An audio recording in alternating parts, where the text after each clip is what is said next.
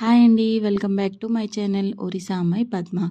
ఈరోజైతే simple and టేస్టీగా crab curry ఎలా చేసుకోవాలో మీతో అయితే షేర్ చేసుకుంటానండి. దానికి ముందు ఎవరైనా కొత్తగా నా ఛానల్ అయితే చూస్తూ ఉంటే ప్లీజ్ సబ్స్క్రైబ్ చేసుకోండి.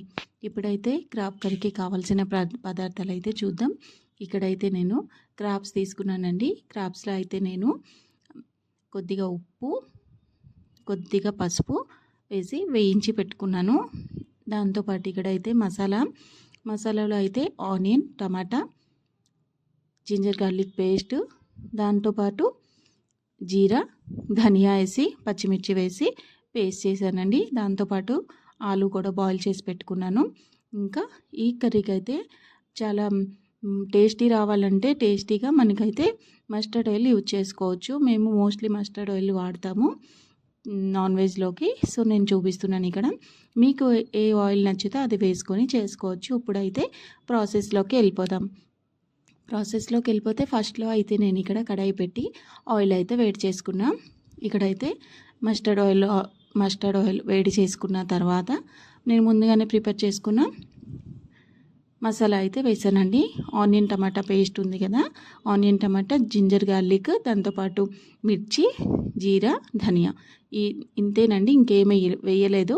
అదైతే పేస్ట్ని మంచిగా ఫ్రై చేసుకోవాలండి. దాంట్లోనే కొద్దిగా ఉప్పు, పసుపు, కారం అయితే వేసి మంచిగా ఫ్రై చేయాలి. మసాలా అంతా మంచిగా ఫ్రై అయినాక ఆయిల్ అయితే సెపరేట్ అయిపోవాలండి. మసాలా నుంచి మొత్తం పైకి వస్తుందండి. దాని తర్వాత మనం ఇక్కడైతే ఆలు బాయిల్ చేసుకున్నాం కదా, ఆలుని కూడా వేసి దాంతోపాటు మనం ముందుగానే క్లీన్ చేసుకొని ఫ్రై చేసుకున్నాం కదా క్రాబ్ని. ఫ్రై ఎందుకు చేసుకుంటామంటే ముందేనే కొద్దిగా స్మెల్ రాకుండా ఉంటుందండి. లేదంటే క్రాబ్ది ఆ స్మెల్ అనేది కొద్దిగా వస్తుంది కదా, కొందరికి నచ్చదు. సో అది క్రాబ్ అట్లా ఫ్రై చేసుకుంటే ముందుగానే మనకి స్మెల్ రాకుండా ఉంటుందని ఫ్రై చేశాను. ఇప్పుడు వేసినాక దాంట్లో కొద్దిగా సాల్ట్ కూడా వేసుకున్నాను. క్రాబ్ వేసాను కదా, క్రాబ్కి కూడా సరిపడా సాల్ట్ వేసాను. సాల్ట్ వేసినాక ఇక్కడైతే మొత్తం కలిపేవాళ్ళండి. కలిపేనాక సాల్ట్ మసాలా ఇవన్నీ అన్నమాట మనకి ఆలు క్రాబ్కి మంచిగా పట్టేయాలి. ఇప్పుడు ఒక 5 మినిట్స్ వదిలేసాను, మూత పెట్టి వదిలేయాలి. ఆ తర్వాత మీరు దీంట్లో ఒక 5 మినిట్స్ తర్వాత చూసారు కదా ఎంత బాగా కలిసిందో. వాటర్ వేసి దాంట్లో ఇప్పుడైతే వాటర్ ఒక 1 గ్లాస్ వాటర్ అయితే హాట్ వాటర్ అయితే వేసాను. దాని తర్వాత ఇక్కడ చూస్తున్నారు కదా, ఒక 10 మినిట్స్ సిమ్లో హాట్ వాటర్ వేసి ఒక 5 మినిట్స్ హై ఫ్లేమ్లో పెట్టి ఒక బాయిల్ వచ్చినాక సిమ్లో 10 మినిట్స్ వేడి చేసుకోవాలండి. మంచిగా బాయిల్ అయిపోతుంది. కర్రీ అయితే చాలా సూపర్ అండ్ టేస్టీగా వస్తుందండి.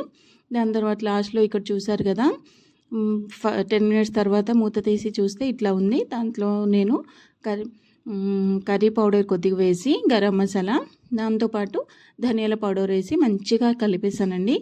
చాలా ఈజీ అండి, సింపుల్ ప్రాసెస్ అండి, ఎవరైనా చేసుకోవచ్చు. దాని తర్వాత దీంట్లో అయితే నేను కొత్తిమీర వేసాను. ఇక్కడ చూడండి క్రాబ్ అయితే చాలా బాగా బాయిల్ అయిందండి. మసాలా అంతా క్రాబ్ ఇంకా ఆలు అయితే మంచిగా పిచ్చుకుని మంచిగా ఉంది. ఇప్పుడైతే మనం ఈ క్రాబ్ కర్రీకి కొత్తిమీర వేసి లాస్ట్లో కొత్తిమీర వేసి గ్యాస్ స్టవ్ ఆఫ్ చేసేయాలి. ఇప్పుడైతే కొత్తిమీర వేసాను కదా, దాని తర్వాత నేనైతే బౌల్లోకి నేను సర్వ్ చేసుకుంటాను. మీ దాంట్లో మీరైతే ఎలా చేసుకుంటారో క్రాబ్ కర్రీ అది కూడా ప్రాసెస్ ఎవరైనా ఇలానే చేసుకుంటారా లేదా వేరే డిఫరెంట్గా చేసుకుంటారా అన్నది కూడా కామెంట్ చేయండి. నా వీడియోస్ నచ్చితే ప్లీజ్ సబ్స్క్రైబ్ చేసుకోండి. మీ ఫ్రెండ్స్ అండ్ ఫ్యామిలీతో నా వీడియోని అయితే షేర్ చేయండి. Thank you. ఇప్పుడైతే సర్వ్ చేసుకుంటున్నాం కదా, చూడండి ఎంత సింపుల్ అండ్ టేస్టీగా ఒక 15 మినిట్స్లో కర్రీ అయితే రెడీ అయిపోతుందండి. చూస్తున్నారు కదా ఎంత టెంప్టింగ్ ఉందో.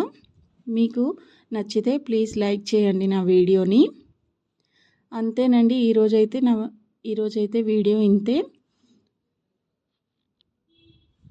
Thank you.